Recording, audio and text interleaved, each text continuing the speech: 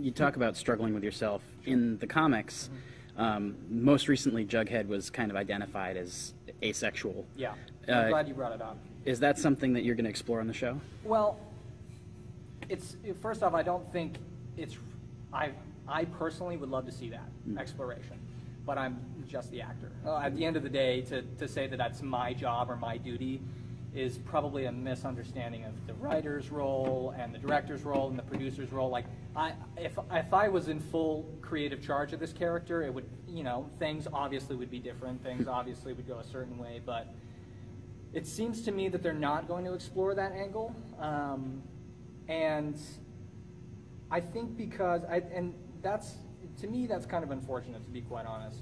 I think there's a lot of room for growth in that, and I think that kind of representation is quite interesting, and I think it's needed, frankly. But this is also one of those things where it's only really been canon in a single iteration of the Archie universe, and that's Zdarsky's universe. It was said very shortly in passing, and it really wasn't addressed with kind of the fullness that I think it should have been addressed with.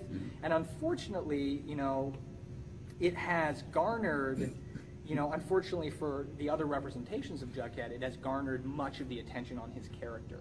You know, Jughead has not really been asexual until that single iteration of Zdarsky's comic about maybe a year ago. Yeah. So it's not in the digest, it's not in any of the previous ones, and now it's become kind of the linchpin of his character, which I also don't know if that's right specifically, but I don't have that kind of control as an actor, to be quite honest. I would love to sit here and be like, yes, of course, he will do this and this, but, you know, we'll see. I know that, you know, I know that Jughead's story right now has not fully been explored, and especially in terms of sexuality and his placement with the world, and I think because he as a character is so lost just amongst himself and amongst his relations with everyone around him, that I think there's a lot of growth available there, and there's a lot of narrative that can be explored.